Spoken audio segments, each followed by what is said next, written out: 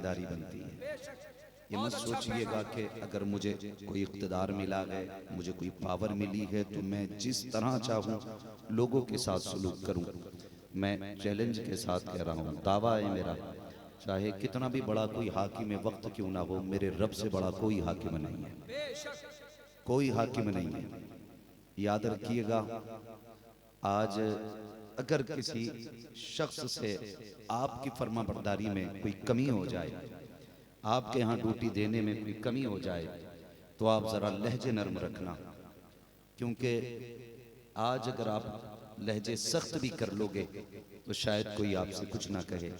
लेकिन फरमाया गया क़यामत के दिन अगर किसी ने किसी चिड़िया को तकलीफ पहुंचाई है दुनिया में, तो क़यामत के दिन अल्लाह उस चिड़िया की आवाज़ इतनी तेज़ कर देगा कि अहले महशर अपनी कानों में उंगलियां डालेंगे, लेकिन उसकी आवाज़ फिर भी कानों के पर्दों से टकराएगी जैसे बिजली गरजती है। लोग कहेंगे ये किसकी आवाज़ है, तो फिर फरिश्ते आवाज़ दे के कहेंगे ये उस चिड़िया की आवाज़ है जिसे दुनिया में सताया गया था। अगर ये चिड़िया की आवाज़ का आलम है। और एक बात अगली मैं कह दूं और बात ख़त्म कर लूं। मेरे महबूब ने बहुत बड़ी बात कही, फरमाया क़यामत के दिन मैं मजलूमों के साथ खड़ा हूँ। ये याद रखिएगा, मेरे हुजूर ने फरमाया क़यामत के दिन मैं उधर खड़ा हूँगा जिधर मजलूम खड़े होंगे, और रब का भी ये फैसला, मेरी खुदाई उधर जाएगी जिधर महबूब खड़ा होगा। ये याद रखिएगा, मेरा फैसला उधर होगा जिधर महबूब खड़ा होगा। तो अब खुद फैसला करना है, हमें शद्दाद की सफ में खड़ा होना है, फिरौन की सफ में खड़ा होना है, नमरूद की सफ में खड़ा होना है, या उधर खड़ा होना है जिधर मुस्तफ़ा खड़े हों। तो अगर उस सफ में जाना है जिधर हुजूर खड़े हैं, तो फिर कोशिश ये कीजिएगा कि किसी पे सख्ती न करना, किसी के साथ जाती न करना। तो मैं शुक्रगुजार हूँ इन अइम्मा मसाजिद का कि इनको 5 वक्त की ड्यूटी भी देनी है, और कई सारे अइम्मा को सुबह में बच्चों को भी पढ़ाना रहता है और आखिर तक जलसे में भी बैठना रहता है। ये इनकी कुर्बानियाँ है, अल्लाह इनकी उम्रों में बरकत अता फरमाए। खैरियत हैं आप लोग सारे। ये इतनी बड़ी महफिल हाजी साहब की जानिब से हर साल सजाई जाती है। मैं कहता हूँ अगर इतनी बड़ी ये रोज महफिल सजाए ना, तब भी हुजूर की गुलामी का हक अदा नहीं हो सकता। रोज भी अगर इतनी बड़ी महफिल सजे, तब भी हुजूर की गुलामी का हक अदा नहीं हो सकता। इसलिए कि हमारे जिस्म का एक इकबाल हुजूर के एहसान के कर्ज तले डूबा हुआ। ये जहन में बात रखिएगा, हुजूर के एहसान तले हमारा एक इकबाल डूबा हुआ है। बड़ा एहसान है अमीना के लाल का हम पर, मगर ये महफिलें हम सजाते हैं। एक बात मैं कह दूं, हम गुनाहगारों के पास सिर्फ इतना ही सहारा है कि हम हुजूर के चाहने वालों में आते हैं। सिर्फ इतना ही असासा है हमारे पास कि हम हुजूर के चाहने वालों में हमारा नाम आता है, हुजूर के मोहब्बत करने वालों में हमारा नाम आता है। बस इतनी ये सबसे बड़ी दौलत है। और इस उम्मीद पे जलसे सजाते हैं, काश इसी मोहब्बत के सहारे क़यामत में हमें बख्श दिया जाए। ये हम लोगों की आरज़ू है, हम लोगों की उम्मीद है। दीवानों की दीवानगी अपनी अपनी तरह की होती है, अपनी अपनी तरह की दीवानगी होती है। वरना जहाँ तक हुजूर की अजमतों का मामला है, जब हजरत आदम अलैहिस्सलाम का विसाल होने लगा, आपने अपने शहजादे हजरत शीश को बुला के कहा था मैं तो जा रहा हूँ दुनिया से, मगर बेटे एक पते की बात बताना चाहता हूँ।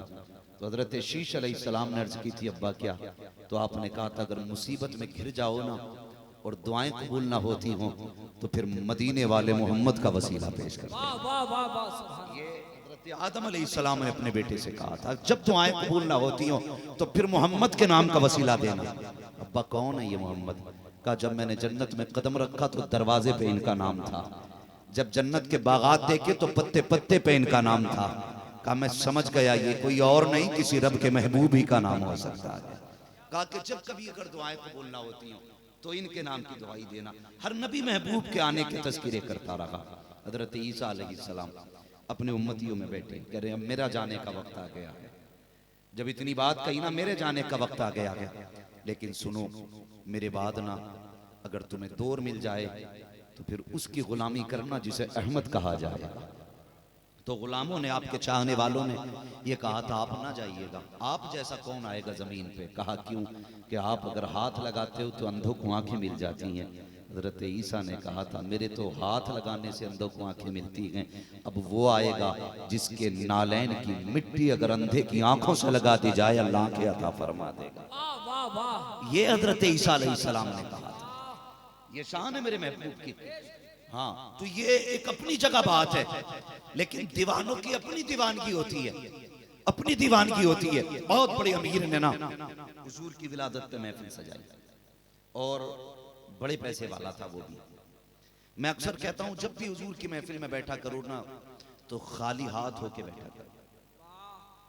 समझ के खाली हाथ होने का मतलब आप कुछ भी है ना सारी अकड़ निकाल दिया करो, सारा घमंड खत्म कर दिया करो। जब उनकी महफिल में बैठे करो तो उनके गुलाम बन के बैठा करो। और फरमाया गया जो जितना झुक के आता है उतना ज्यादा लेके जाता है, जो जितना ज्यादा झुक के बैठेगा उतना ज्यादा लेके जाएगा। भरे बर्तन में तो साहब भिखारी को भी कुछ नहीं दिया जाता, भरे बर्तन में भिखारी को कुछ नहीं दिया जाता। उनकी महफिल में बैठा करो तो फिर नौकर बन के बैठा करो, फिर कुछ ना कुछ लेके जाओगे, लेके जाओगे। बड़ा अमीर था, बड़े पैसे वाला था, उसने भी हुजूर की महफिल सजाई। तो वो ना वो दरवाजे पे बैठ गया, दरवाजे पे बैठा और नीचे जो भी आता उसके पैरों को छूता और चूम लेता। कुछ अक्लमंद लोग आए, उन्होंने कहा सेठ साहब हजारों जमीन बीघा जमीन के मालिक को अल्लाह ने इतनी दौलत दी है, 4 दिन से लंगर चल रहा है, आप दरवाजे पे बैठे हो क्यों? उन्होंने कहा यार सुना है जहां हुजूर की महफिल होती है वहां हुजूर भी आ जाया करते हैं, पता नहीं किस शक्ल में मेरे महबूब आएंगे। मैं हर आने वाले के कदम छू रहा हूं, धोखे ही से सही महबूब के कदमों तक मेरा हाथ पहुंच जाएगा। तो ये लोगों के अपने अपने इश्क का मयार होता है, अपनी अपनी चाहतें होती हैं। एक बंदा था सिर्फ जूतियां गांठता था, लेकिन उसके दिल में तमन्ना जागी कि ये पैसे वाले मिलाद करते हैं, एक दिन मैं भी मिलाद कराऊंगा, मैं भी हुजूर की महफिल सजाऊंगा। उसने अपनी छोटी सी कमाई से पैसा निकालना शुरू किया और एक दिन वो आया कि उसने बहुत बड़ा लंगर किया, इलाके की दावत दुनिया खा के जा रही। किसी ने आके पूछा क्या बात है भाई, सेठ हो? कहा नहीं। कहा जिम्मेदार हो? कहा नहीं। कहा क्या करते हो? कहा जूटियां गांठता हूं। कहा इतना बड़ा लंगर कैसे? कहा कई साल से पैसा इकट्ठा कर रहा था, एक दिन मैं भी हुजूर का मिलाद मनाऊंगा। कहा आज मैंने पूरी जिंदगी का असासा लुटाया है और आज हुजूर के नाम का लंगर किया गया। हैरत की बात है, वो खुद कहता है मिलाद भी हो गई, उलमा भी चले गए, जब मैं सोया ख्वाब में फिर हुजूर तशरीफ लाए, फरमाने लगे जा मैंने तेरी गुलामी कबूल कर ली है। कहा हुजूर ये जितने मेरे यहाँ महफिल में आए थे, फरमाया जा तुझे भी जन्नती बना दिया है और जितने तेरे घर महफिल में आए थे अल्लाह ने सबको जन्नती बना दिया। तो ये नजरिए होते हैं अपने अपने इश्क के। और जब हुजूर कायनात में आए हैरत होती है, हो सकता है कोई एतराज करे और ये बातें तो चलती रहती हैं सोशल मीडिया पे। अल्लामा सरताज साहब वो एक गधा मौलवी दलाइल दे रहा, वो क्या कह रहा, फला जगह मिलाद नहीं होता, फला जगह नहीं होता, देखो यहाँ होता, फला जगह नहीं होता। बताओ अगर कहीं होता कहीं नहीं होता तो ये कोई दलील है? ये भी कोई दलील है? मुझे एक बात बताई जाए, हम मिलाद मनाते हैं, कोई खजूरें तकसीम कर देता है, कोई लड्डू तकसीम कर देता है, हम अपनी हैसियत से मिलाद मनाते हैं, रब ने अपनी शान से मिलाद मनाया।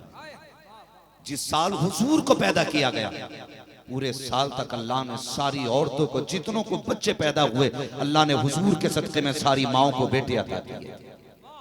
जिंदाबाद। क्या हुआ? हम मीठा तकसीम करते हैं, रब ने कायनात में बेटे तकसीम किए। तो हुजूर की विलादत पे तकसीम करना कुछ भी तबर्रुकी खुदाए पाक की सुन्नत है। अल्लाह तौफीक दे तो मनाइए मिलाद, मिलाद के तरीके से मिलाद मनाइए। हुजूर आए, कायनात मुस्कुराने लगी। हुजूर आए, खुदा की कसम जो रो रहे थे उनके आंसू पोंछने वाली ज़ात आ गई। खुद गौर करें, मैं बहुत दिमाग लगा के बैठा, कभी कभी सोचता हूं, मैं अक्सर एक बात कहता हूं, कभी खुदा करे ना मदीने शरीफ जाओ तो मेरे नबी की अम्मी के मजार पे जरूर जाना, सैयदा आमिना के मजार पे जरूर जाना। जो गए हैं मदीने शरीफ कभी उनसे पूछिए, और वहां से फिर हुजूर की अम्मी के मजार पे गए हैं, मकाम अबवा में जहां आप आज दफन हैं। वहां जाना। खुदा की कसम, ये कितने गंदे अकीदे के लोग हैं, कहते हैं माज़अल्लाह नबी की माँ और बाप जहन्नमी है। मैं उस वक्त की बात नहीं करता 1400 साल पहले की, आज की बात करता हूँ। आज भी अगर बंदा उनके मज़ार पे जाके बैठ जाए ना, तो भले अरब की गर्मी कितनी सख्त क्यों ना हो, लेकिन सैयदा आमीना की कब्र पे आज भी ठंडी हवाओं के झोंके आया करते हैं। आज भी ठंडी हवाओं के झोंके आते हैं। मुझे हैरत होती है लोग किस नजरिए से देखते हैं। लेकिन मैं एक बात जानता हूँ, हम कहते हैं उस माँ पे सलाम हो जिसने ताजुशरिया को दूध पिलाया है, उस माँ पे सलाम हो जिसने आला हजरत को लोरिया दी है। तो हम क्यों ना कहें उस माँ पे सलाम हो जिसने मुस्तफ़ा को 9 महीने अपने शिकम में रखा। होगी कोई माँ उस माँ के मुकाबले की? है कोई माँ उस माँ के मुकाबले की? ये लोग जितने कहते वो जहन्नमी आए माज़अल्लाह।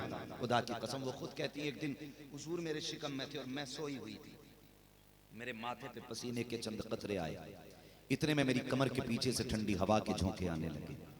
कहने लगे मैंने पीछे मुड़ के देखा ना, तो चंद 2 हसीन शहजादियां हाथों में पंखे लेके हवा कर रही थी। मैंने मुड़ के देख के कहा, शहजादियों कभी मक्के में नहीं देखा, कौन हो? तो उन्होंने मुस्कुरा के कहा, आमीना हम जमीन वाले नहीं, हम तो जन्नत वाले हैं। क्यों आए हो? कहा रब ने भेजा है। कहा किस लिए? कहा आमीना के माथे पे पसीना आ गया है, जन्नत की ठंडी हवा चला दी जाए। हैरत की बात है, ये किस किताब में पढ़ के आते हैं बातें, मेरी समझ में बात नहीं आती है। अल्लाह अकबर, तारीख उठा करके अगर देखी जाए, पढ़ा जाए, अल्लाह अकबर। मैं सिर्फ एक खातून का तज़किरा करूंगा, बात लंबी होगी, रात भी काफी हो चुकी है। हजरत हलीमा सादिया का नाम तारीख में हर बंदा जानता है। हजरत हलीमा सादिया फरमाती हैं, अभी हमें पता नहीं चला था मक्के में कौन आया है, और अभी हमने इरादा भी नहीं किया था, अभी औरतों के चर्चे भी कानों में नहीं आए थे, अभी कोई फैसला मक्के आने का नहीं था। कहती है जब मैं सोई, कहती है उस वक्त हमारे कबीले के हालात ऐसे थे कि जानवर तक भूखे प्यासे थे, इंसान तो इंसान। कहते मेरा जो बेटा था उसका पेट नहीं भर रहा था, हमारे घर में जो ऊँटनी थी उसका बच्चा इसलिए भूख से मर गया था कि हमारी ऊँटनी के थनों में दूध सूख चुका था। कहती ये कहत था हमारे कबीले का। कहती लेकिन जब मैं सोई तो कोई मेरे ख्वाब में आया, उसने मेरा हाथ पकड़ा, एक नहर पे लेके गया और उसने मुझे उस नहर से एक प्याला भर के दिया। कहती वो मैंने पिया और जब मैं पी चुकी उसने कहा कि अब सैराब हो? मैंने कहा हाँ। तो उसने कहा मुझे नहीं जानती? कहा नहीं। तो उसने मुझसे कहा हलीमा मैं तेरा सब्र हूँ जो मुशक्कल होकर के मुजस्सम होकर तेरे सामने आया हूँ, मैं तेरा सब्र हूँ। और उसके बाद अगली बात कहने लगी जब मैं सैराब हो गई मैंने शुक्रिया अदा किया। उसने कहा नहीं एक खुशखबरी दे रहा हूँ। कहा क्या? जा मक्के में गरीब नवाज आ गया है, उसको अपने घर लेके आ, पूरे जमाने की भूख खत्म हो जाएगी। ये हजरत हलीमा कहती है कि पहले ही बता दिया कि गरीबों को नवाजने वाला मक्के में आ चुका है। कहती मैंने अपने शोहर से ख्वाब जिक्र किया, मैंने ऐसा ख्वाब देखा। मेरे शोहर कहने लगे हो सकता है कोई ख्वाब हो। मैंने कहा नहीं, रात जो प्याला पिया था उस प्याले का सुकून अभी भी महसूस कर रही हूं। का जब प्याला सच्चा था फिर ख्वाब भी सच्चा है। उसके बाद कहती है कि फिर बातें हुई, औरतें कहने लगी मक्का चलते हैं बच्चे लेने के लिए। मैंने अपने सरताज से कहा चलो हम भी चल के देखें। कहने लगी क्या करोगे, सवारी तो खुद कमजोर है। 2 सवारियां हज़रत हलीमा सादिया के पास थी। कितनी सवारियां थी? सारे बोले कितनी? फरमाती एक ऊँटनी और एक गधी, 2 सवारियां थी। कहती हमने सामान लादा, गधी पे सवार हुए ऊँटनी पे और अपने सरताज के साथ मैं कबीले से निकली। कहती वो जो औरतें थी ना 12-13 वो भी मेरे साथ थी, मैं उनके साथ निकली, लेकिन उनकी सवारियां इतनी तेज थी कि मैं पीछे रह जाती थी। कहने लगी कई बार ऐसा हुआ। आखिरकार वो कहने लगी हलीमा हमारे साथ चलना है तो चलो वरना हमें जाने की इजाजत दो। मैंने पूछा क्यों? तो उन्होंने कहा कि पानी पीने का खत्म होता जा रहा है, अगर हम तुम्हारे साथ इंतजार करेंगे तो हम पीछे रह जाएंगे। ये बात कही तो कहा मैंने इजाजत दे दी, जाओ तुम चली जाओ। उनकी इजाजत ली, वो चली गई, मैं पीछे रह गई। कहती जब हम मक्के पहुंचे तो आधी रात गुजर चुकी थी, आधी रात गुजर चुकी थी और ये जो औरतें थी बच्चे लेके वापस आ चुकी थी। बहुत गौर से सुनना, कहती बच्चे लेके वापस आ चुकी थी। मैं जिस दरवाजे पे जाती कहती बच्चे तो जा चुका है, हमारा बच्चा तो जा चुका है। फिर मैं परेशान हो गई, मैंने कहा कोई बच्चा है? तो किसी ने कहा एक बच्चा बाकी है जिसे कोई इसलिए नहीं लेके गया कि उसके सर पे बाप का साया नहीं है। ये हजरत हलीमा सादिया कहते हैं। ये कहा गया कि उस बच्चे को इसलिए सब छोड़ गए कि उसके सर पे बाप का साया नहीं है। हजरत हलीमा अपने सरताज से कहती है, सरताज कोई बच्चा ही नहीं बचा, एक यतीम है, खाली जाते हुए तो हया आ रही है, अगर आपकी इजाजत हो तो मैं उस यतीम को साथ ना ले लूं। हजरत हलीमा कहती मैंने इतनी बात कही, सरताज कहने लगे चलो, खाली लौटने से तो यही बेहतर है, उस यतीम को साथ ले लो। कहने लगी फिर मैं क्या करती? कहने लगी मैं बड़ी परेशान थी, फिर मैं जाके हरम काबा में गई और मैंने जाके खिलाफे काबा थामा। मैंने कहा था एक कायनात के बनाने वाले, तू जानता है गुर्बत कितनी है, तू जानता है कि मेरे बच्चे भी भूखे हैं, मेरे सब कबीले के अंदर इतना बड़ा कहत है कि जानवरों के लिए घास तक नहीं है, अगर मैं खाली गई मालिक बता तो सकी बच्चों का पेट कैसे पलेगा। ये सारे बच्चे लेकर के चली गई, मैं खाली रात कैसे जाऊंगी? कभी रो रही थी। इतने में आधी रात को किसी ने हरम के दरवाजे पे आके आवाज दे के कहा था, है कोई दाया? जैसे इतना सुना कहते खुशी का आलम ये था, मैं दौड़ पड़ी, मैंने नाम तक नहीं बताया, मैंने कहा मैं हूं ये कह के दौड़ी। जब जाकर चेहरा देखा उसकी वजाहत बता रही थी, कोई सरदार कबीले का खड़ा है, उसका चेहरा बता रहा था, कोई बड़े कबीले का बड़ा शख्स है। जैसे मैं करीब गई उसने कहा दाया हो? कहा हाँ। उसने कहा नाम क्या है? मैंने कहा हलीमा। कहा जो तुम्हारा इंतजार था। अल्लाह अकबर। हजरत हलीमा कह रही है अब मैं सोच रही थी ये जो लेके जा रहा है कोई सरदार है, जब इसका बच्चा मिलेगा तो फिर मैं सोचूंगी मुझे क्या क्या ना मिलेगा, सोना मिलेगा, चांदी मिलेगी, हीरे जवाहरात मिलेंगे। कहा मैं सोच ही रखी थी। इतने में उसने मुड़ के देखा और कहा क्या सोच रखी हो? हीरे चांदी मिलेंगे? पहले सुन लो, मेरे घर में जो बच्चा है वो यतीम है, बाप का साया नहीं है। फिर मेरे दिल ने कहा हलीमा ये तो वही यतीम निकला जिसको सब छोड़ के गए हैं। फिर मैं अपने आप को संभाला, पीछे पीछे चली, दरवाजे पे पहुंची, जाकर रुक गई। मैंने दरवाजा बजाया, इजाजत है? अंदर से सैयदा आमीना कहती है हलीमा आ जाओ, किसका इंतजार है? इतना सुना परेशान हो गई, अंदर जाकर कहती है खातून मैं पहली बार मक्के आई हूँ, न तुम मुझे जानती हो ना मैं तुम्हें जानती हूँ, ये बताओ मेरा नाम किसने बताया है? इतना सुनना था। हजरत आमीना कहती है सुनो, जिसने तुम्हें इस बच्चे का पता बताया है उसी ने हमको तुम्हारा नाम भी बता दिया। नारे तकबीर, नारे रिसालत। सुनिएगा अल्लाह अकबर। हजरत हलीमा सादिया गई, डर था, यतीम है। फरमाती मैंने जाके पूछा आपका ही बेटा है? हजरत आमीना ने कहा हाँ। किधर है? इशारा किया, वो पालने में लेटा है। फरमाती जब मैं पालने के करीब गई, हुजूर के जिस्म अतहर के ऊपर हरीर का हरा कपड़ा पड़ा हुआ था। मैंने जैसे ही कपड़ा सरकाया, फरमाती जैसे चेहरे से कपड़ा सरक के नीचे तक आया, बस पहली नजर पड़ते ही मैं हुजूर को दिल दे बैठी। पहली नजर पड़ते ही कहने लगी, फिर चूंकि माए जानती हैं सोते हुए बच्चों को कैसे बेदार किया जाना। हजरत हलीमा सादिया कहती मैंने अपना दाना हाथ हुजूर के सीने पे रखा।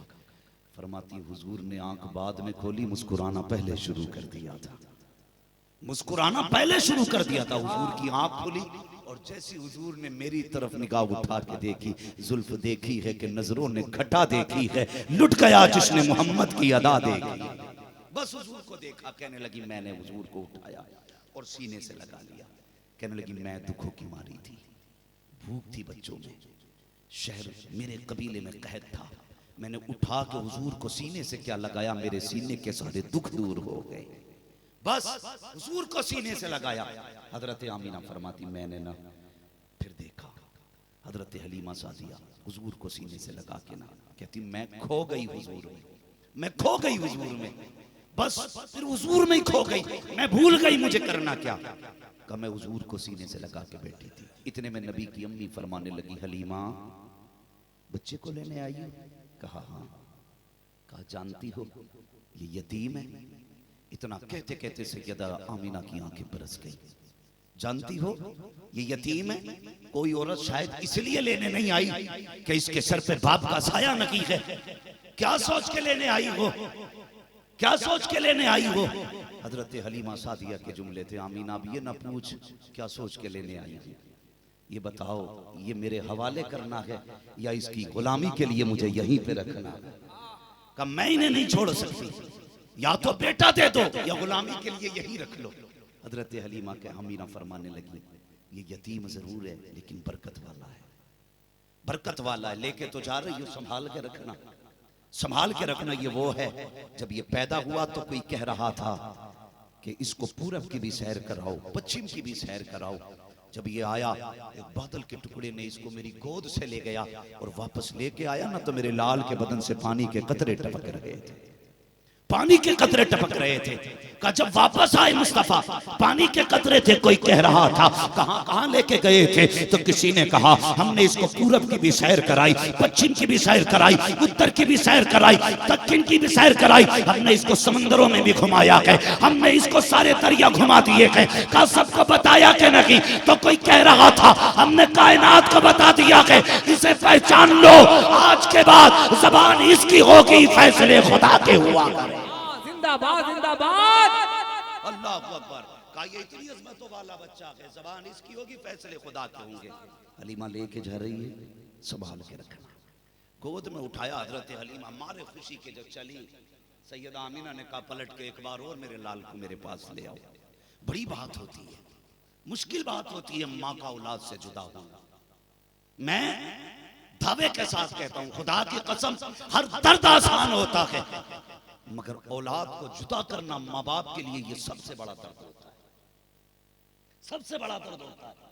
औलाद अगर पागल भी हो, माँ बाप के दिल का करार होती है, माँ बाप के दिल का करार होती है। मैंने कई माओं को, पागल बेटों को कमर पे उठाए देखा है, अपने हाथों से लुक़्मे बना के खिलाते हैं, लेकिन कभी बोझ नहीं समझते हैं। हाँ हाँ, मैं ऐसी माएँ जानता हूँ जो 18 साल से बेटा बिस्तर पे पड़ा है, अपने मैके तक इसलिए नहीं गई कि बेटे को कौन दूध पिलाएगा, बेटे को कौन जूस पिलाएगा, बेटे की गंदगी कौन साफ करेगा। एक माँ 18 साल तक अपने बेटे को छोड़ के कहीं नहीं जाती है। मेरी कौम के जवानों, जब तुम्हारी शादियां होती हैं तो कौन सा सितम माँ बाप पे नहीं करते। कोई सिंगापुर जा रहा है, कोई लंदन जा रहा है, कोई अमेरिका जा रहा है। एक अभी चंद दिन पहले की कहानी है, सुनो, बड़ा दिलावेज वाकया है। बड़े अमीर की चंद औलादे थी, चंद बेटे थे, उसने बेटों की शादियां कर दी। जब वो बिस्तर पे आके पड़ गया, एक बेटे की शादी हुई थी, उसने क्या किया, बाप की खिदमत के लिए नौकर रखा।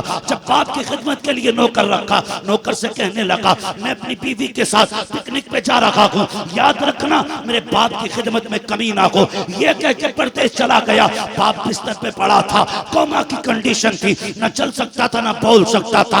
अल्लाहू अकबर, बिस्तर पे छोड़ के गए बाप को, और जिस नौकर को कहा था, बाकी सारे मकान को ताला लगाया, जिस कमरे में बाप रहता था सिर्फ उस कमरे की चाबी उस नौकर के हवाले की। नौकर ने भी बेटों के जाने के बाद ताला लगाया, मंडी जा रहा था, इत्तेफाक से हादसा हुआ, एक्सीडेंट हुआ, और वो भी पागल खाने चला गया। जाने के बाद कौमे की हालत उसकी भी हो गई। जब बेटे 3 महीने के बाद पलट करके आए, तो जिस कमरे के अंदर नौकर ने उनके बाप को ताला लगाया था, जब उसको खोल के देखा गया तो बाप की सूखी हड्डियां बिस्तर पे पड़ी थी। मैं सिर्फ इतना कहना चाहता हूँ, अपने बेटों को नौकरों के हवाले ना करो, खादिमों के हवाले ना करो, अपना वक्त अपने बाप के कदमों में बिताया करो। और यार नसीब है तेरा, तुझे खिदमत का मौका मिला है, खुदा की कसम, लंदन पेरिस अपनी जगह पर होते हैं, माँ बाप की खिदमत अपनी जगह पे हुआ। नारे तकबीर, नारे रिसालत, इश्क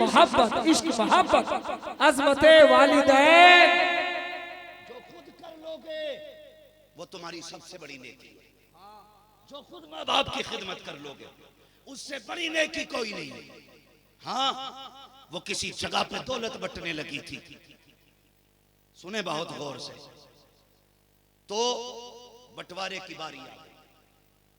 जब बंटवारे की बारी आई तो दौलत रखी गई, मां पे एक पे झगड़ा हुआ। एक कहता मां मैं लूंगा, दूसरा कहता था मां मैं लूंगा। ये झगड़े बहुत कम देखने को मिलते। मार्केट, दुकान सारे बांट लेंगे, माँ बाप बांटने वाले बहुत कम। एक बाप की 8-8 दिन की ड्यूटी पड़ती है। 8 दिन तू खिलाएगा, 8 दिन तू खिलाएगा। अब्बा मेरे पास रहेंगे, अम्मा तेरे पास रहेगी, ऐसी ड्यूटियां डालते हो। माँ बाप को पागल औलाद भी प्यारी होती है।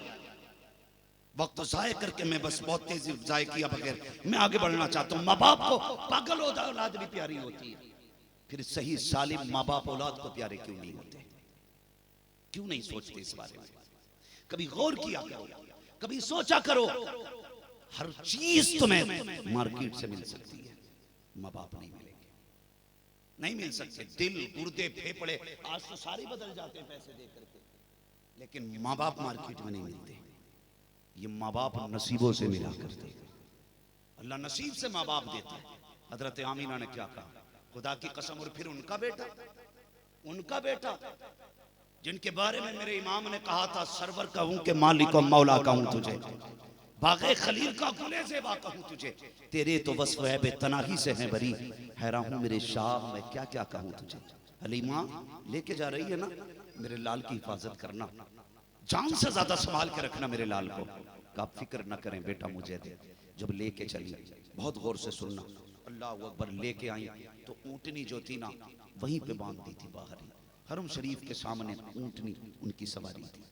लेके पहुंची, शोहर ने हुजूर का चेहरा देखा, खुशी से उछल पड़े, कहने लगे इस बच्चे का चेहरा देख के भूख भाग गई है, प्यास खत्म हो गई है, अगर इसका दीदार ऐसा है तो इसका कदम कैसा होगा।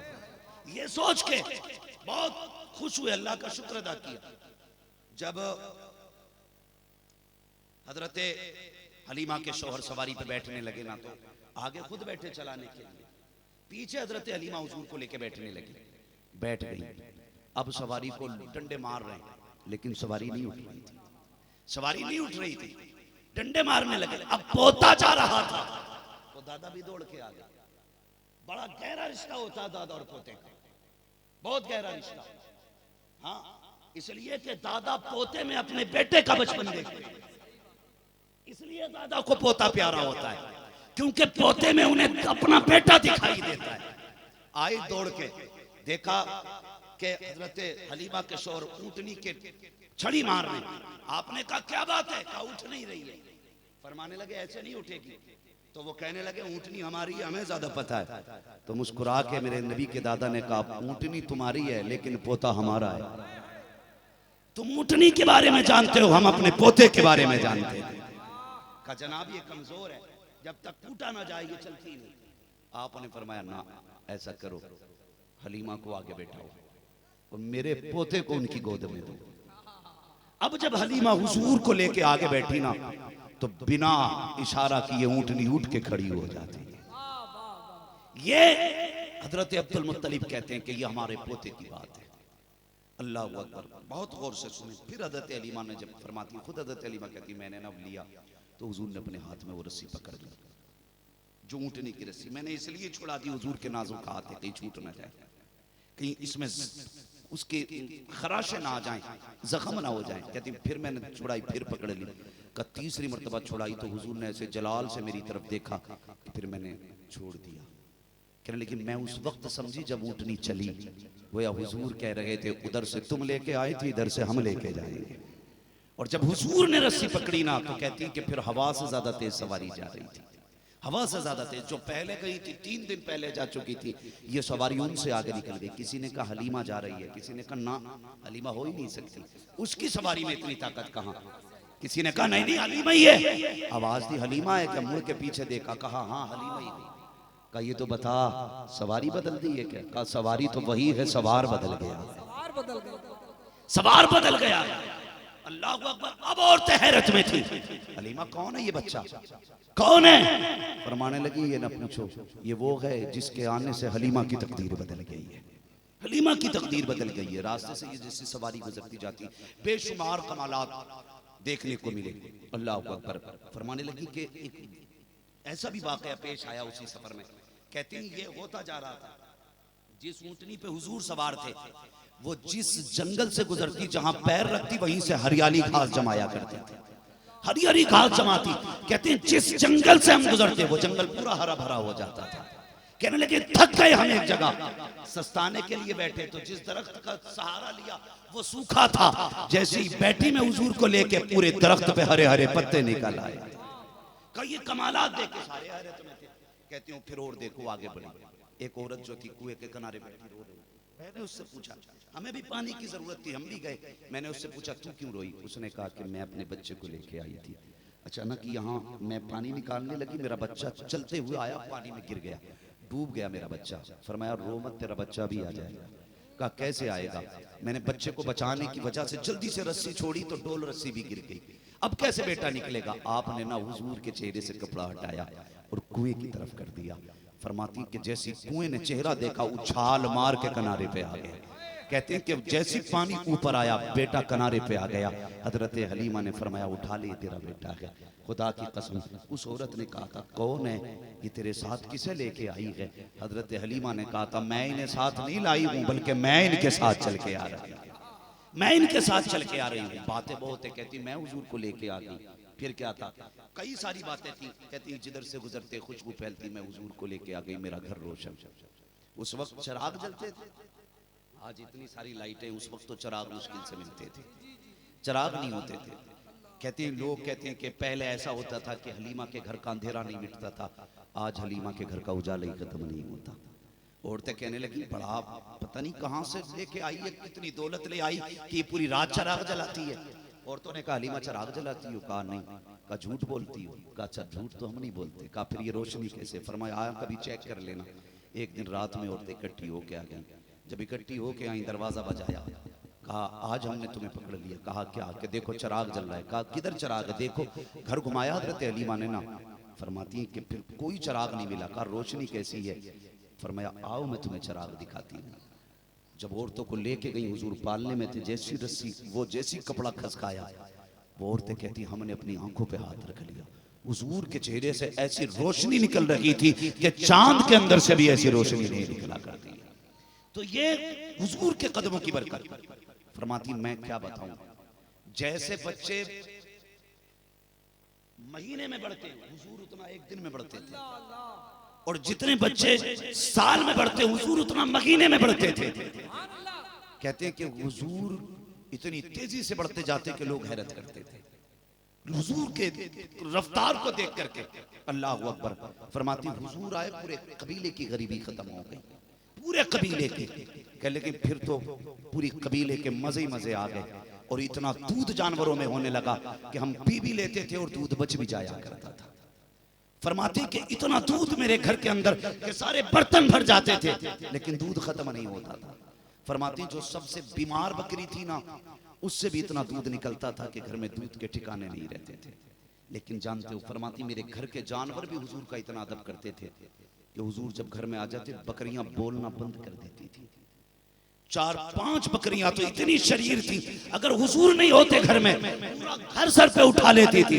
लेकिन जब हुजूर होते तो एक कोने में चुपके से बैठ जाती थी, एक कोने में चुपके से बैठ जाती थी। फरमाती एक दिन हुजूर सो रहे थे और एक बकरी चुपके से आई। मैंने ये सोचा शायद ये मार ना दे, मैंने बकरी को अपने हाथ से धक्का दे के पीछे हटाया। हजरत हलीमा कहती है मैंने धक्का दे के हटाया। कहने लेकिन बकरी बोलने लग गई, कहने लगी हलीमा धक्का ना दे, हलीमा धक्का ना दे, ये सिर्फ तुम्हारे रसूल नहीं है, हमारे भी रसूल है। ये तुम्हारे रसूल नहीं है, हमारे भी रसूल है। का मैं कदम चूमना चाहती हूँ। हजरत हलीमा साथी। और ये जो लोग कहते हैं ना हुजूर बकरियां चराने जाते थे, मैं कहता हूँ जरा जबान को लगाम दे और तहजीब से बोल। ये तूने ये तो देख लिया ये बकरियां चराने जाते थे, लेकिन ये नहीं देखा कि जाते किस शान से थे, जाते किस शान से थे। बकरियां उस वक्त तक नहीं चलती थी जब तक हुजूर आगे नहीं जाया। हुजूर जंगल के जानवरों को अपना दीदार कराने जाते थे और बकरियां पीछे पीछे जाया करती थी। खुदा की कसम मेरे नबी ने फरमाया मैं सारी कायनात के लिए रसूल बन करके आया। ये मत सोचना किसी एक जमात एक तबके के लिए, मैं कायनात के लिए रसूल बन करके आया। और खुदा की कसम ये हजरत हलीमा सादिया फरमाती है हमने देखा कि जानवर हुजूर के कदमों में आके सजदा करते थे, हुजूर के कदमों में आके जानवर सजदा करते थे। और शक सदर भी हुआ, बहुत सारी बातें हुई। उसी बीच में घबरा गई हजरत हलीमा सादिया, एक बार शक सदर हुआ, लेके हुजूर को जाने लगी, लेके हुजूर को जाने लगी। तो किसी काम से रफ़े हाजत के लिए चली गई और हुजूर वहीं से कहीं चले गए, कहीं चले गए। अल्लाह अकबर। फिर हुजूर नहीं मिले, बड़ी परेशान हो गई, पलट के गई। फिर एक रिवायत में यूं भी आया कि हजरत अबू तालिब वापस उस जंगल में आए, अब्दुल मुत्तलिब वापस उस जंगल में आए।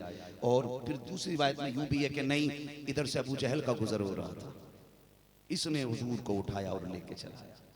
मगर इसके बारे में भी ये रिवायत मौजूद है कि जब इसने पीछे बैठा के चलना चाहा हुजूर को तो इसकी सवारी नहीं आगे बढ़ी, इसने आगे बैठाया तब हुजूर को सवारी आगे चली है इसकी।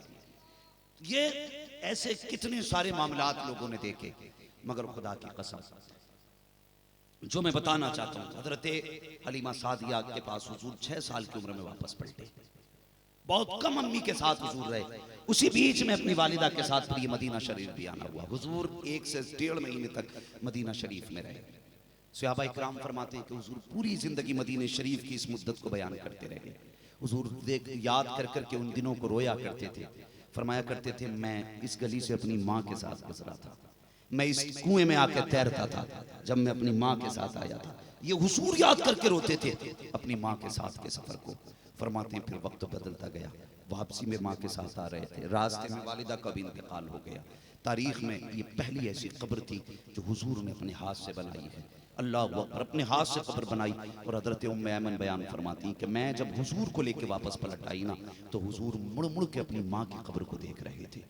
अल्लाह अकबर, ये दौर गुजरा है तारीख का कि पैदा होने से पहले बाप का विशाल हुआ, 6 साल की उम्र में माँ का जनाजा उठ गया। उस वक्त हुजूर ने माँ की कब्र बनाई थी जब कोई उस जंगल में कंधा देने वाला नहीं था, मिट्टी देने वाला कोई और नहीं था। सिर्फ हुजूर अपने हाथ से माँ की कब्र बनाते जाते और अपने आंसुओं से माँ की कब्र पे बारिश करते जाते। अगर माँ ने इतना जमाना पाया होता, ऐलान नबुव्वत के बाद अगर सैयदा अमीना का विशाल होता, लोग उनकी कब्र पे फूलों की गठरियां लेके हाजिर होते। इतने फूल आते कि मिट्टी चुप जाती फूलों के नीचे। लेकिन उस जंगल में हुजूर ने कब्र बनाई जब कोई जानने वाला नहीं था, उस वक्त में कब्र बनाई। ये हालात रखे गए, दौर बदला। अल्लाह अकबर, फिर आप यहाँ से हिजरत यहाँ से चले, फिर दादा की गोद में आ गए 8 साल की उम्र में। जब आपकी उम्र शरीफ 8 बरस हुई है तो फिर आपके दादा का भी विशाल हुआ। तारीख के अंदर ये बात मिलती है कि तारीख के अंदर हुजूर को लोगों ने दीवार से लग के रोते देखा। दादा के विशाल पे मेरे नबी बड़े दर्द के साथ रोए, लेकिन जाते जाते दादा हुजूर को चचा के हवाले करके गए। अल्लाह अकबर, फिर मेरे हुजूर ने चचा के साथ जिंदगी के कुछ साल गुजारे, चंद साल चचा के साथ गुजारे। अल्लाह अकबर, चचा के मेरे हुजूर के मुशफिक चचा पूरी जिंदगी हुजूर के साथ कदम से कदम मिला के चलने वाले। फिर वो वक्त भी आया कि आपका भी इंतकाल हुआ और उसी साल हज़रत खदीजतुल कुबरा का विशाल हुआ। खुदा की कसम, तारीख गवाह है, हुजूर को इतना बड़ा सदमा लगा कि इस साल का नाम मेरे नबी ने आमुल हुज़्न रखा। लेकिन तारीख गवाह है कि जिसको वक्त के साथ साथ सदमे और गम लगते रखे, एक दौर ऐसा आया कि जब वो मुसल्ले पे आने लगा 10,000 लोगों की जमात पीछे खड़ी है। नमाज के बाद चीख निकली। हजरत उमर ने कहा था या रसूल अल्लाह, इस दर्द से क्यों रोए हैं? आज माँ की याद ने रुलाया। कहा किस चीज ने? काश मेरा जी चाहता है काश मेरी माँ होती और मैं मुसल्ले पे नमाज पढ़ाता, मेरी माँ गुजरे आयशा में होती। आहिस्ता से पर्दा सरकता, अंदर से आवाज आती, बेटा मोहम्मद मेरी बात सुन जा। आका कहते हैं उमर मैं नमाज छोड़ देता, मुसल्ला छोड़ देता, माँ के पास चला जाता, इसलिए कि अगर माँ राजी होती है तभी खुदा राजी हुआ करता। जिंदाबाद, नारे तकबीर, नारे रिसालत। और बदला फिर वो मौसिन इंसानियत जो कायनात के लिए रहमत बन के आया, जिसने दुखे दिलों का सहारा बनना था। फिर उस जात के हालात आप देखो। खुदा की कसम, मेरे नबी न किसी यतीम को देखते तो रोते थे, सर पे हाथ रख के हुजूर रोते थे। जब किसी ने पूछा हुजूर क्यों रोते, फरमाते हैं जब इस यतीम को देखता हूँ ना मुझे अपनी यतीमी का दौर याद आता है। ये मेरे हुजूर फरमाया करते थे, जब इस यतीम को देखता हूँ ना मुझे अपनी यतीमी का दौर याद आ जाता है। लोगों बड़ी मुश्किल जिंदगी होती है माँ के बगैर। मेरे हुजूर फरमाया करते थे बड़ा मुश्किल जीना हो जाता बाप के बगैर। मेरे हुजूर ने इतनी राहत यतीमों के लिए रखी। फरमाया जो यतीम के सर पे हाथ रख देगा, जितने बाल उसके हाथ के नीचे आ जाएंगे अल्लाह उतनी ही नेकियां अता फरमा देगा। ये किया करो, तलाश किया करो। बाहर भी आए ना, खाली सिर्फ घर नहीं सजाने, जरा दिल भी सजाओ। खाली लाइटें गली मोहल्ले में नहीं लगानी है, बल्कि मुआशरे में जो यतीम है ना उन्हें ढूंढ ढूंढ के ना हुजूर की विलादत के मौके पे सिर्फ अपने घर लाइटिंग ना करो, उसके घर भी चंद लड़ियां लगवा दिया करो। 50% यतीम किसी गांव में नहीं होते, चंद यतीम होंगे। जहां आप 5,000 का लाइट का सामान अपना लेके आ रहे हो ना, तो 100 रुपए का किसी गरीब को दिलवा दिया करो। सारे अगर बंदे गरीब को 100 रुपए देने लगे तो किसी अमीर से बेहतर हवेली गरीब की सजने लग जाएगी। करेंगे इंशाअल्लाह ऐसा। बोलो इंशाअल्लाह। अपने घर के साथ गरीबों के घर सजाइए, यतीमों के सजाइए। ये 12वीं का पैगाम है। सिर्फ अपने घर सजा लेना, अपने बच्चों को खूबसूरत कपड़े पहना देना 12वीं नहीं, अपने बेटों के साथ यतीमों के घर सजने चाहिए, गरीबों के घर सजने चाहिए, ताकि गरीब और यतीमों को लग जाए आज ही के दिन वो 12वीं वाला आया था। खुदा की कसम कल भी उसने बेटियों का दिल रखा था, आज भी अमीर बेटियों का दिल रख रहे हैं। ये माहौल अपना बनाइए। बस आखिरी बात, वो रहमतुल लिल आलमीन फिर वो कायनात पे कैसा छाया, कैसा जमाने के दिल में उसने घर किया। सहाबा फरमाते हम तो बैठे हुए थे, बहुत गौर से सुने, बैठे हुए थे, अचानक हुजूर ने कहा लब्बैक, फिर कहा लब्बैक, फिर कहा लब्बैक। उठे और बड़ी तेजी से दौड़ लगा दी। सहाबा फरमाते हमें डर था कोई हुजूर को नुकसान ना पहुंचाते। ऐलान नबुव्वत के बाद हुजूर को सहाबा अकेला नहीं छोड़ते थे। हिजरत के बाद सहाबा हुजूर को अकेला नहीं छोड़ते थे, जहां हुजूर जाते सहाबा साथ जाया करते थे, साथ जाया करते थे। तो सहाबा कहते हम पीछे पीछे दौड़ लिए, पीछे पीछे दौड़े। कहते पता नहीं हुजूर किधर चले गए। फिर हमने कैसे पता लगाया, कहा हम सूंघ सूंघ के हुजूर तक पहुंच गए थे। कहा जिस गली से खुशबू आती थी हम उसी गली में मुड़ जाया करते थे। कहते जहां हुजूर बैठे थे और जहां पहुंचे वहां से 4 चौक पड़ते थे, 4 चौराहे, 4 चौक पड़ते थे। फरमाने लगे हम खुशबू से सूंघते हुए पहुंच गए। हम पहुंचे, हुजूर किसी दरवाजे पे खड़े थे। हुजूर कह रहे थे दरवाजा खोल। अंदर से आवाज आई, कौन? का तेरा भाई आया है। उसने कहा मेरा कोई भाई होता तो जिस दिन से यहाँ आई हूं मेरी खैरियत लेने आता। हुजूर ने फिर फरमाया तेरा बाप आया है। उसने कहा बाप होता तो यूं बेची ना जाती। फिर हुजूर ने कहा तेरा हमदर्द आया है। उसने कहा मेरा हमदर्द कोई नहीं, आज 12 साल हो गए किसी ने हमदर्दी नहीं दिखाई। हुजूर फरमाते खोल तो बेटी दरवाजा। जैसे उस सहाबा कहते हैं उसने दरवाजा खोला ना, अंदर एक रोती हुई बच्ची थी। कहते हुजूर हमारी महफिल में बैठे थे, हमारी महफिल में, और वहां वो रो रही थी। हुजूर जाके कहने लगे तूने कहा नहीं था अभी मेरे भाई? तो मैंने कहा था लब्बैक। तूने कहा था मेरे बाप कहां गए? फिर मैंने कहा था लब्बैक। तूने कहा था कोई है मेरा हमदर्द? तो मैंने कहा था लब्बैक। जितने सहारों को तूने आवाज दी थी उतना सहारा बन के मैंने जवाब दिया था। फरमाने लगे बता बात क्या है? बच्ची रोने लगी। उसने कहा सुने बात ये है, मैं छोटी थी, मेरा बाप मुझे बाजार में बेच गया, बहुत छोटी थी तब बेच के चला गया, और जब से ये खरीद के लाए हैं ये मुझसे इतना काम कराते हैं कि मेरे वजूद से ज्यादा मेहनत पड़ती है। कहा आज क्यों रोई? कहा ये देखो चक्की है, ये जो है ये पिसनी है, अगर नहीं पिस पाई तो मालिक मारेगा, पीसती हूं तो सर में दर्द है। अल्लाह अकबर। हुजूर ने इतना सुना, नबूवत वाली आंखों में आंसू आ गए। हुजूर की आंखों में आंसू आ गए। क्या रिश्ता था इससे हुजूर का? बहन की, खानदान की थी, बरादरी की थी, कोई रिश्ता नहीं है। पता नहीं कहां का बाप कहां बेच के गया। लेकिन दर्द देखे आज लोग सगी बहनों पे कितनी मेहरबानी करते हैं। का इलाज के लिए दे तो दिए 2000 रुपए, तुझसे भीख मांगने आई थी। सगी बेटी को 5000 दे के कहता दे तो दिए 5000 रुपए, भिखारन है ये कोई? खुदा की कसम मदद ऐसे किया करो जैसे मदीने वाले ने। ये नहीं कहा चल बिलाल चक्की पीस दे, ये नहीं कहा चलो अबू बकर तुम इसकी जो पीस दो। फरमाने लगे मालिक किधर है? कहा फला पहाड़ी पे रहता है। हुजूर ने फरमाया बिलाल जितना पिसा हुआ आटा इसको इकट्ठा अलग करें। उमर ये जितना बिना पिसा जो है इसको अलग बांधे। दोनों अलग बांधे गए। फरमाया दोनों की एक जगह गठरी बांधी, दोनों की एक जगह गठरी बांधी। फिर हुजूर ने उठा के अपने कंधे पे रख दी।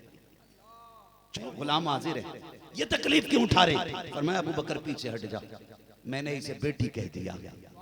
कल जब अगर बेटियां बाप के सर आए और वो बाप बेटी का बोझ लेके चले तो उसे बोझ ना लगे, बल्कि वो मेरी सुन्नत समझ के बेटी के सामान को कंधे पे लेके जाए। इसलिए हुजूर ने उसका सामान उठाया। फरमाया मैं खुद लेके जाऊंगा, और अपने कंधे पे लेके कहा बेटी चल बता कहां के वो मालिक। वो आगे आगे हुजूर पीछे पीछे। ये जो यहूदी था एक पहाड़ी पे रहता था, ये छत पर बैठा था।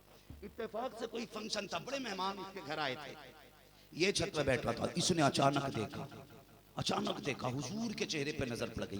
हुजूर के चेहरे की एक खासियत ये थी, जहां से किसी का चेहरा साफ नजर नहीं आता था वहां से मेरे मुस्तफा का चेहरा चांद की तरह साफ नजर आया। ये खासियत थी हुजूर के चेहरे की। ये छत पे बैठा, इसने देखा सारे चेहरे धुंधले थे, लेकिन एक चेहरा चांद से ज्यादा चमक रहा है। फिर इसने नजरें जमा के देखा कि उसके कांधे पे गठरी भी है, उसके साथ एक बच्ची भी है। ये नीचे दौड़ा अपने घर के अंदर और इसने दरवाजा बंद कर लिया। बंद था दरवाजा, इतने में दस्तक। उसने कहा कौन? मेरे नबी ने कहा अना मोहम्मद रसूलुल्लाह। जैसे इतना सुना डर गया, कहने लगा ये तो वो ही है जिनकी बातें हो रही हैं। दरवाजा नहीं खोलेंगे वरना इन्हीं के हो जाएंगे। हुजूर ने फरमाया सुन, मैं कलमा पढ़ाने नहीं आया, मुझसे कुछ बात कर ले, ये शर्त नहीं है, जरा दरवाजा तो खोल। उसने कहा कलमा नहीं पढ़ूंगा। कहा वो तेरी मर्जी है मगर दरवाजा तो खोल। जैसे दरवाजा खोला बाहर निकला, कंधे पे हुजूर की गठरी रखी है, आगे बच्ची खड़ी है। कभी हुजूर को देखता है, कभी बच्ची को देखता है, कभी गठरी को देखता है। वो कहने लगा कैसे आया? मेरे नबी ने फरमाया ये तेरी बांधी है? उसने कहा हाँ। कहने लगा इसे, हुजूर ने फरमाया इसे कितने में बेचेगा? कितने में बेचेगा? कहा इसे कौन खरीदेगा? फरमाने लगे अब इसका बाप आ गया है। ये उस वक्त में समझाने के लिए कहा इसका कोई नहीं है, इसका मैं हूं। इसने बाप को याद किया, मैं बाप बन के आया। इसने भाई को याद किया, मैं भाई बन के आया। इसने सारे को पुकारा, मैं सारा बन के आया। कीमत बता।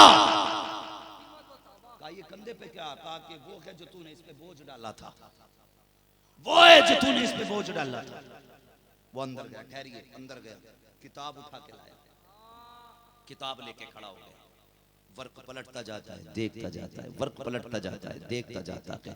उसके बाद सारी निशानियां मिल गई। अंदर गया, सारे रिश्तेदारों को लाया। कहा यार जरा खड़े तो हो और मुझे बताओ। कहा देखो मेरी किताब कह रही है कि आखिरी पैगंबर होंगे उनका चेहरा ऐसा होगा, देखो इनका चेहरा वैसा है कि नहीं। मेरी किताब बता रही है कि वो इतने मेहरबान होंगे कि वो गुलामों को आज़ाद कराएंगे, इतने मेहरबान होंगे कि वो एक गुलाम की गठरी अपने कंधे पे लाएंगे और उसके मालिक से अपना पैसा देकर के उसको आजाद कराएंगे। कहा ये सारी बातें सच्ची है? कहा हाँ सच्ची है। उसने गठरी एक तरफ, उसने किताब एक तरफ रखी और कहने लगे जनाब सिर्फ इसे आजाद कराने आए हो या मुझे भी आजाद कराने आए हो? कहा तुझे किस चीज की आजादी? कहा इसे गुलामी से आजाद करा रखे हो और मुझे कुफ्र से आजादी दे के अपनी गुलामी में ले। जिंदाबाद नारे तकबीर, नारे रिसालत, शाने मुस्तफा।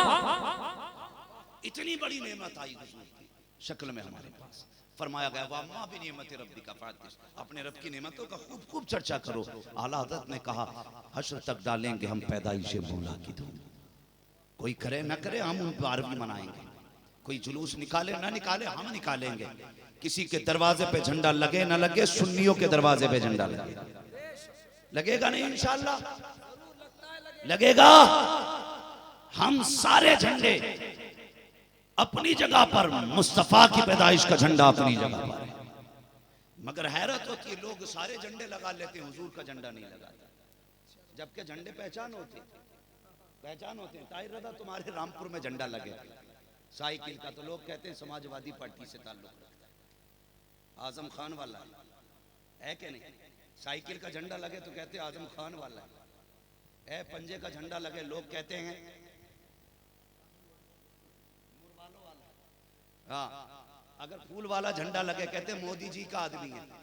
मैं कहता हूँ गुंबद खजरा का झंडा लगे लोग कहते हैं मदीने वाले का आदमी। इसलिए अपनी पहचान बना के रखिए, झंडा जरूर लगना चाहिए। हम लोग सफर करते हैं, अक्सर ट्रेनों में सफर होता है, तो जहाँ झंडे नहीं होते हम समझ जाते हैं है ही नहीं, है क्या नहीं? झंडा ना, दो चीजों से पहचान होती है, एक मीनार से, एक झंडे से। मीनार बता देते हैं मस्जिद के यहाँ मुसलमान रहते हैं, झंडे बता देते हैं यहाँ मुसलमान रहते हैं। तो झंडा इस्लाम की पहचान है, इसलिए हर दरवाजे पे झंडा होना चाहिए। लगेगा इंशाअल्लाह, जोर से बोलो लगेगा कि नहीं? हम तिरंगा इसलिए लगाते हैं कि हमारे मुल्क का झंडा है, हिंदुस्तान आजाद हुआ तो हम तिरंगा लहराते हैं।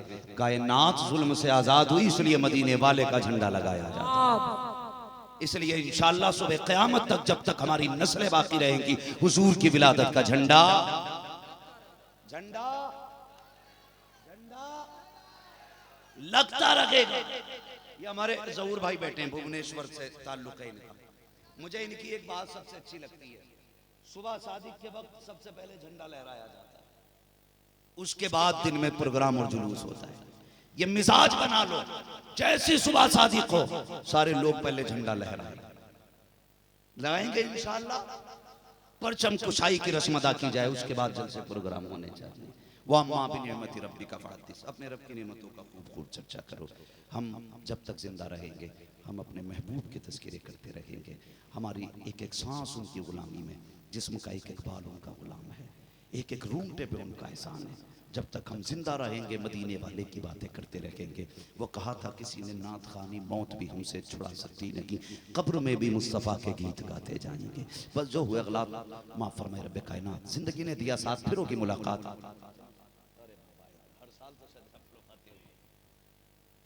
हर साल तो शजरा पढ़ा ही जाता है। जरा थोड़ा सा इसका आवाज सही कर दें। उमर भाई कह रहे हैं जरा शजरा बयान कर दिया जाए, बोल दें जरा सुभान अल्लाह। साबिर बाबा कंजूसी ना करो। मस्तान अल्लाह तुम्हें जन्नत नसीब करे, खात्मा बिल खैर फरमाए हम सबका। ठीक है, जरा शजरा पढ़ दिया जाए, बोल दें जरा सुभान अल्लाह। अगर मेरी तबीयत ठीक होती तुमसे ज्यादा आवाज में निकाल देता। कितनी कमजोरी से आप काम कर रहे हैं, जरा जोर से बोलें सुभान अल्लाह। माशाअल्लाह। ये जो लोग नहीं बोल रहे मसला क्या है? मैं ये तो नहीं कहूंगा जो हाथ उठा लेगा अल्लाह उसे फालिज से महफूज कर देगा, इसलिए कि मेरा मानना बीमारी भी अल्लाह की रहमत होती है। हाँ, बीमारी भी उसी को अल्लाह देता है जिससे मोहब्बत करता है। फरमाया गया जब बीमारियां आती हैं तो शुक्र अदा किया करो, इसलिए कि बीमारी अल्लाह उसे देता है जिसके गुनाह माफ करने का इरादा फरमा लेता है। हाँ, तो मैं तो ये नहीं कहूँगा, इसलिए कि बड़े बड़े हमारे बुजुर्गों को बीमारियां रही हैं, तो कभी बहुत बड़े इस तरह के झूठे दावे ना किया करें, इसलिए कि बीमारी रब की रहमत होती है। जरा बोल दे सुभान अल्लाह। हाथ उठा ले चाचा, जरा हाथ उठा के बोल दो सुभान अल्लाह। खुद उठने की उम्र आ गई लेकिन हाथ उठाने भी तैयार नहीं है। अल्लाह सलामत रखे। मैंने ये दुआ नहीं दी जो हाथ ना उठाए उसे अल्लाह उठा ले, कोई मसला नहीं है। फरमाया गया सबसे बेहतर वो जिंदगी है जिसने कम वक्त में ज्यादा नेकियां की हैं, और सबसे बुरी वो जिंदगी होती है जिसने ज्यादा जिंदगी में नेकियां कम गुनाह ज्यादा किए होते हैं। ठीक है, अल्लाह हमें ज्यादा नेकियों वाली जिंदगी अता फरमाए। बोल दे जरा सुभान अल्लाह। आदम के बेटे शीश, ये सामने वाली जो डिस्प्ले है ना, जरा ये अच्छी रहनी चाहिए, है ना भाई। लोग बैठे बड़े भैया लोग हैं तो जिम्मेदारी बड़ों की ज्यादा होती है, ऐसे बड़े नहीं होते, बड़ों की जिम्मेदारियां बड़ी होती है, तो जरा बड़ी जिम्मेदारी निभाएं। बोलें जरा सुभान अल्लाह और जोर से। आदम के बेटे शीश, शीश के बेटे यानस, यानस के बेटे कैनान, कैनान के बेटे मैलाइल, मैलाइल के बेटे व्यारत, व्यारत के बेटे इदरीस, इदरीस के बेटे मुतवशिक, मुतवशिक के बेटे लमकने के नाम, लमकने के नाम के बेटे नूह, नूह के बेटे शाम, शाम के बेटे जुलात, जुलात के बेटे शालिक, शालिक के बेटे आबिर, आबिर के बेटे दाता, दाता के बेटे रावा, रावा के बेटे शारू, शारू के बेटे नाखुर, नाखुर के बेटे तारिक, तारिक के बेटे इब्राहिम खलीलुल्लाह, इब्राहिम खलीलुल्लाह के बेटे इस्माइल ज़बीहुल्लाह, इस्माइल ज़बीहुल्लाह के बेटे केदार, केदार के बेटे अवाम, अवाम के बेटे हमल, हमल के बेटे साबित, साबित के बेटे सलमान, सलमान के बेटे रईसा, रईसा के बेटे इलियासा, इलियासा के बेटे औद, औद के बेटे हव्वा, हव्वा के बेटे अदनान, अदनान के बेटे मोहित, मोहित के बेटे नदार, नदार के बेटे मुदिर, मुदिर के बेटे इलियास, इलियास के बेटे मुदरिका, मुदरिका के बेटे खदीमा, खदीमा के बेटे किनाना, किनाना के बेटे नदर, नदर के बेटे मालिक, मालिक के बेटे फार, फार के बेटे गालिब, गालिब के बेटे लुई, लुई के बेटे काब, काब के बेटे मुर्रा, मुर्रा के बेटे किलाब, किलाब के बेटे कुसै, कुसै के बेटे अब्द मनाफ, अब्द मनाफ के बेटे हाशिम हैं, हाशिम के बेटे अब्दुल मुत्तलिब, अब्दुल मुत्तलिब के बेटे अब्दुल्लाह हैं, अब्दुल्लाह के बेटे मोहम्मदुर रसूलुल्लाह। जिंदाबाद, नारे तकबीर, नारे रिसालत।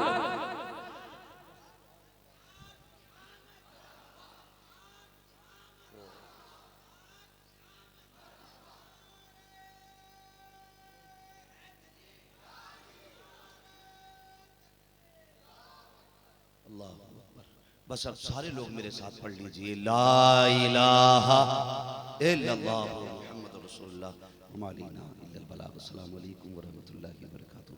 बैठे रहिए चंद शेरों के लिए भाई ताहिर रज़ा साहब। किस तरह से सबको आपने इंसाफ के साथ सुना है। इस महफिल की यही खासियत है, यहाँ किसी का दिल नहीं तोड़ा जाता है माशाअल्लाह।